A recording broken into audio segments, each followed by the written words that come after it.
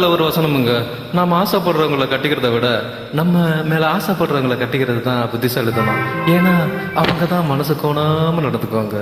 அப்ப முட்டாள்தனமா தெரிஞ்ச அந்த வசனம் இப்பதாங்க எனக்கு புரிஞ்சது. நல்ல வேலை உங்களை செஞ்சதுனால மாபெரும் நரகத்துல இருந்து தப்பிச்சேன்.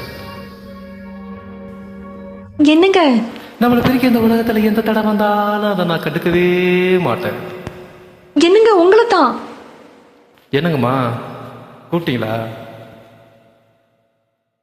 நேத்தே நான் உங்களை பார்க்க வந்தேன், ஆனா அதுக்குள்ள நீங்க போயிட்டீங்க. எதுக்கு?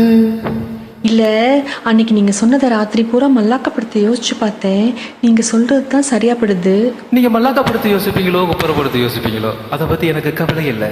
என்னை பத்தி யோசிக்க ஒரு பொண்ணு வேணும். அந்த பொண்ணு நல்லாவே யோசிக்குது. நான் வரட்டுமா? என்னங்க? ஏய் டச் கையிடு.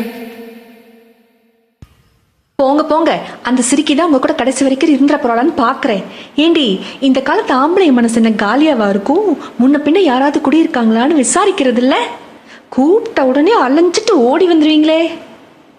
யாரு நீங்க? எங்க மனச குடி இருந்தீங்களா? போடு.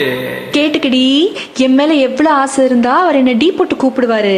ஏங்க, இன்னொரு 4 தடவை என்னை டீ போட்டு கூப்பிடுங்க. அப்பதான் இவளுக்கு உரைக்கும். இவள துரோகி.